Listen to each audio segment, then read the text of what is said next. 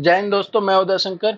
और पिछली क्लास में हम आपसे बात कर चुके हैं विराम चिन्ह के बारे में। और विराम चिन्ह हमने आपके लिए 7 प्रकार के बता चुके हैं, जो कि आपके एग्जाम की दृष्टि से बहुत ही ज़्यादा महत्वपूर्ण है। और उसी क्रम में आगे बढ़ते हुए आज कुछ और विराम चिन्ह आपके सामने लेके आए, जो ये भी आपके लिए देखने चाहिए, समझने चाहिए। चलिए, इसी क्रम में आगे बढ़ते हुए अगला विराम चिन्ह जो है वह है उप विराम चिन्ह, और इसी का दूसरा नाम होता है अपूर्ण विराम चिन्ह। ठीक है। और इसका साइन सबसे महत्वपूर्ण क्या है, इसमें विराम चिन्हों को जब भी हम पढ़ते हैं तो इसमें ध्यान देने वाली बात यह होती है कि इसका चिन्ह कौन सा होता है। ठीक है। नाम से भी ज्यादा महत्वपूर्ण इस बात का ध्यान रखना होता है कि इसका चिन्ह क्या है, और इसका चिन्ह ये है। ठीक है। जिसे हम उपविराम या अपूर्ण विराम कहते हैं। अब थोड़ा सा इसके बारे में समझते हैं।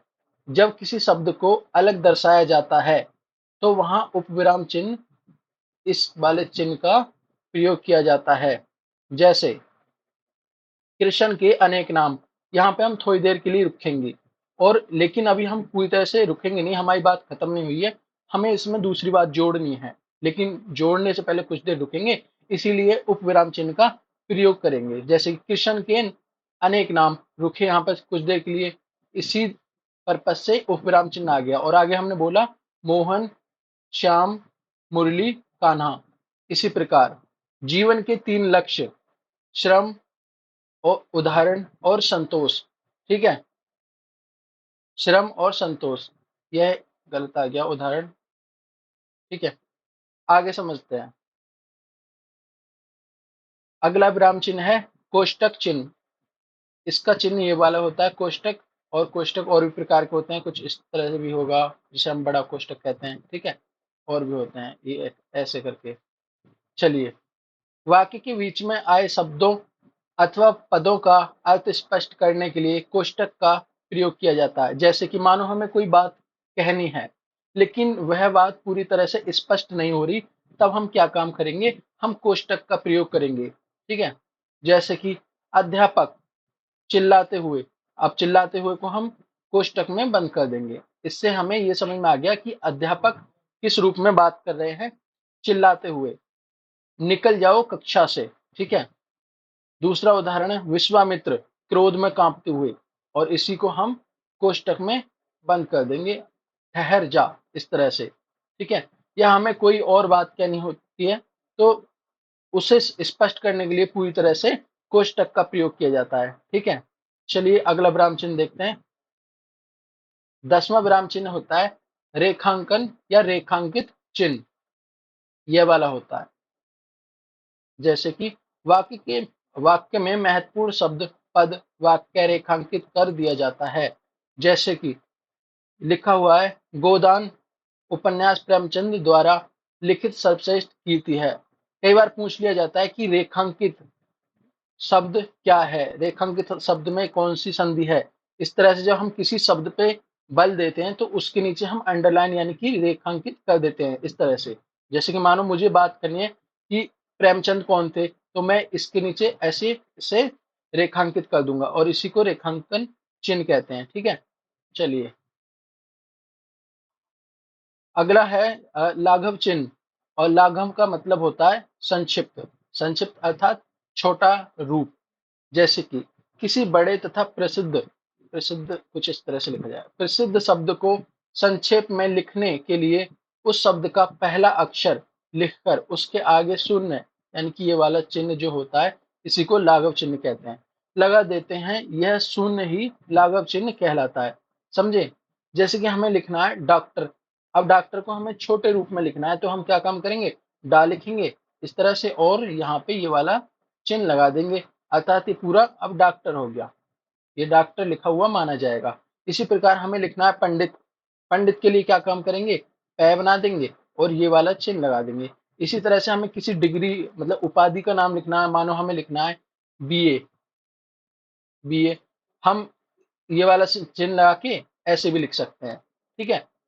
इसी को लाघव चिन्ह कहते हैं, मतलब कि किसी शब्द को, किसी वाक्य को छोटा कर देना लाघव चिन्ह के द्वारा किया जाता है। और इसका चिन्ह ये आप देख ही रहे हैं, ये बहुत ही ज्यादा महत्वपूर्ण होता है। चलिए, अगला चिन्ह आदेश चिन्ह। आदेश चिन्ह ये वाला होता है जब हम कोई भी बात शुरू करते हैं अर्थात लिखते हैं, और उससे पहले हम एक चिन्ह का प्रयोग करते हैं, ये वाला जिसे हम आदेश चिन्ह कहते हैं। किसी विषय को क्रम से लिखना हो तो विषय क्रम व्यक्त करने से पूर्व पहले आदेश चिन्ह का प्रयोग किया जाता है। जैसे कि वचन के दो भेद। अब हमने यहाँ पे लिखा वचन के दो भेद, लेकिन इससे पहले हम ये वाला चिन्ह प्रयोग करेंगे, ठीक है, जिससे स्पष्ट हो जाता है कि अब हम आगे कुछ और व्यक्त करने वाले हैं। और हमने इसके बाद में व्यक्त किया, नंबर एक पे हो गया जैसे कि एक वचन, और दो पे लिख दिया हमने बहुवचन, इस तरह से, ठीक है।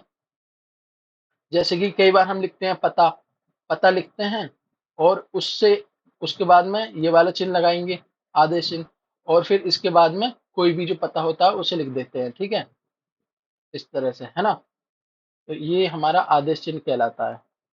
नेक्स्ट, पुनरुक्ति सूचक चिन्ह। पुनरुक्ति का अर्थ होता है दोबारा दोहराना, ठीक है, और इसका चिन्ह ये वाला होगा, जैसे कि पुनरुक्ति सूचक चिन्ह का प्रयोग ऊपर लिखे किसी वाक्य के अंश को दोबारा लिखने से बचने के लिए किया जाता है।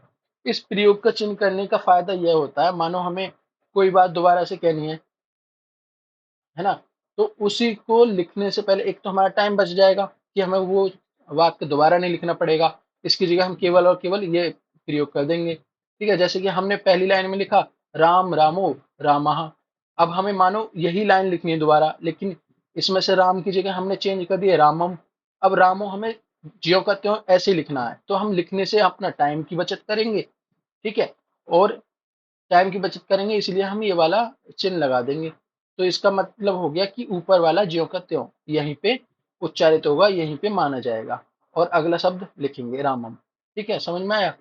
जब किसी शब्द को ज्यों के त्यों लिखना होता है तो उसके नीचे हम पुनरुक्ति सूचक इसका प्रयोग करते हैं, समझ में आया। चलिए नेक्स्ट, विस्मरण चिन्ह या त्रुटि परक चिन्ह। देखिए इसे कहते हैं त्रुटि परक, विस्मरण या भूल सुधार भी इसे कहते हैं।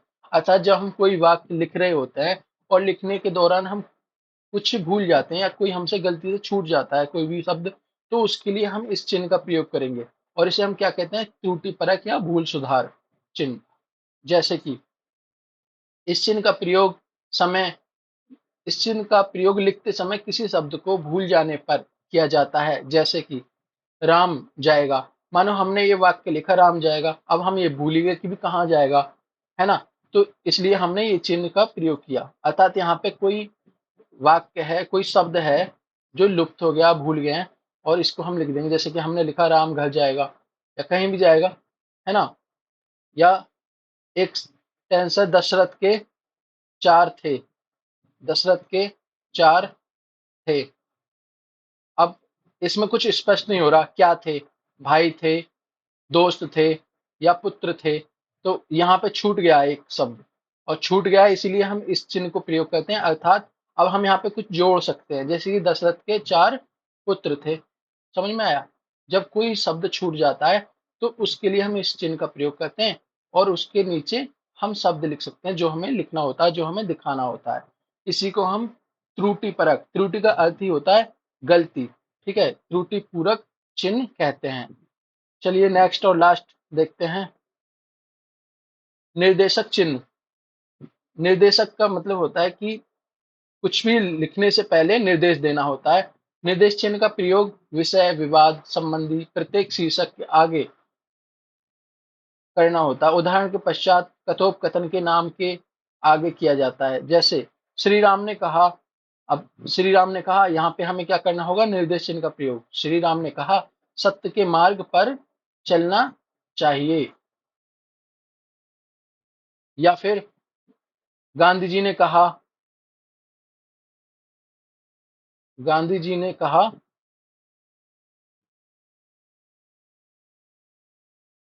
अब यहाँ पे हम निर्देशक चिन्ह का प्रयोग करेंगे और आगे लिख देंगे, जैसे कि सदा सत्य बोलो, सदा सत्य बोलो, समझ में आया। इस तरह से निर्देशक चिन्ह का प्रयोग किया जाता है। देखिए ये 15 विराम चिन्ह का प्रयोग हम बता चुके हैं, और साथ ही हम ये भी बता चुके हैं कि ये क्या होते हैं, इनकी परिभाषा क्या है, इनका प्रयोग कितना जरूरी है, ठीक है। इनसे अलग आपके एग्जाम में शायद कोई विराम चिन्ह ना पूछा जाए। आपकी परीक्षा की दृष्टि से ये सबसे ज़्यादा महत्वपूर्ण थे। आप इन्हें कर लें अच्छी तरह से, एक बार क्लास दोबारा देख सकते हैं, और अगर कोई संदेह है तो आप कमेंट में ज़रूर बताएँ, ठीक है? अब इसी से रिलेटेड, जो इसी से संबंधित हैं, विराम चिन्ह से संबंधित, हम अगली क्लास में क्वेश्चंस लेके आएँगे जो कि बहुत बहुत ज़्यादा महत्वपूर्ण होने वाले हैं आपके लिए, ठीक है? चलिए, धन्यवाद।